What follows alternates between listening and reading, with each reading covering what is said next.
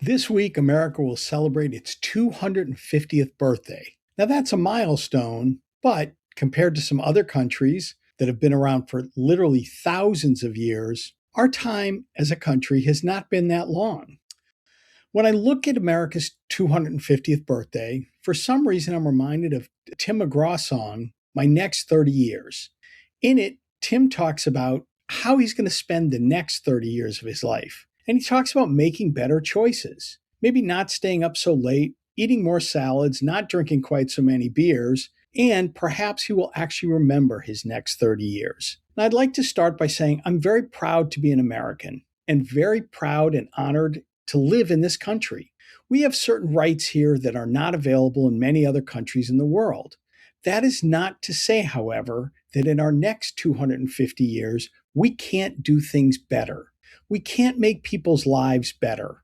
And we can't do things differently. Different is not always bad. Sometimes it's actually both good and necessary. Now, when you look at this country, it has a troubled history, as many countries do. There have been wars fought here, and there have been groups of people that have not been treated particularly well for much of their existence in this country. It took way too long to give women the right to vote. Slavery was an abomination, and again, I think most of us can agree with that. So, in our next 250 years, what can we do differently? What can we do better? We can certainly start by just treating one another with respect and dignity.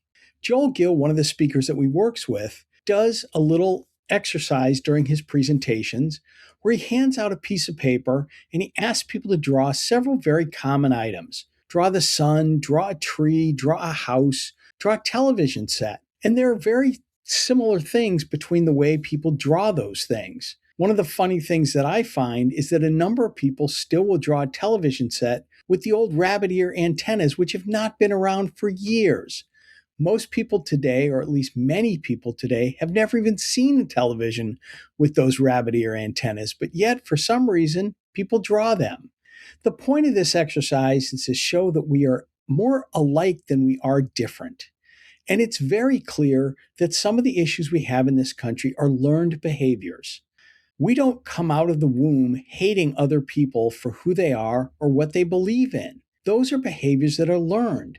So maybe we should learn a different set of behaviors, a set of behaviors where we treat people with respect and have some empathy.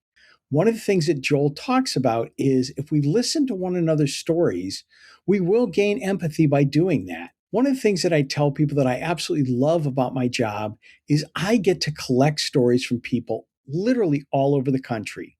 I hear amazing things from people about what they've done in their lives and who their ancestors were, where they came from, things that they've gone through to get where they are today. Those stories are amazing, and it does create an empathy between two individuals. So, in our next 250 years or even longer, let's listen to one another's stories. As a matter of fact, let's listen to one another and not shout over one another. Please enjoy this 4th of July and celebrate America, but let's do our next 250 years better, both as a country and individually. I hope you all have a great holiday and a wonderful week. And thanks for watching.